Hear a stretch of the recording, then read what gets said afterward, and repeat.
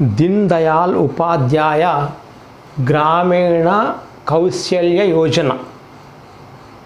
దీన్ దయాళ్ గ్రామీణ Kausalya Yojana. Empowering India pouring the world అనే కాన్సెప్ట్తోనే 2014 సంవత్సరంలో భారత ప్రభుత్వం ఏర్పాటు చేసిన పథకం పేరు దీన్ దయాళ్ ఉపాధ్యాయ గ్రామీణ కౌశల్య యోజన పథకం. ఇది భారత ప్రభుత్వం యువత ఉపాధి పథకం. ఇది యువత యొక్క జీవనోపాధి కల్పించడానికి NRLM స్థానంలో తీసుకొచ్చిన పథకం. నేషనల్ రూరల్ లవ్లీహుడ్ మిషన్లో భాగంగా 2014 సంవత్సరం సెప్టెంబర్ నెల 25వ తారీఖున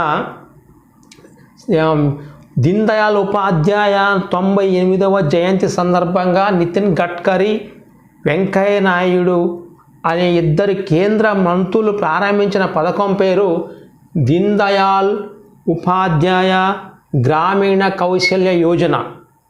ఇది డేట్ 2014 సంవత్సరంలో సెప్టెంబర్ 25వ తారీఖు. డేట్లు మ్యాచింగ్ అడుగుతారు, అది గుర్తుంచుకోవాలి. దీని లక్ష్యాలు గ్రామీణ పేద కుటుంబాల ఆదాయాలను జోడించటం. ఆదాయాలనే కొంత నేపథ్యానికి జోడించాలి, మారుతున్న కాలానికి అనుగుణంగా, టెక్నాలజీకి అనుగుణంగా.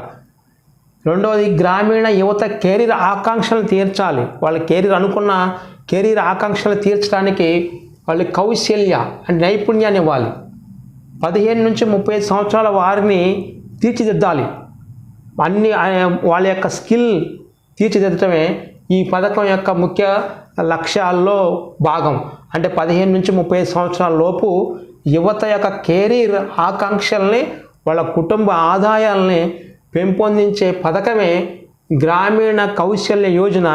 దానికి 98వ జయంతి దీన్ దయాళ్ ఉపాధ్యాయ గారి జయంతి సందర్భంగా 2014 సెప్టెంబర్ 25వ తారీఖున ప్రారంభించిన పథకం.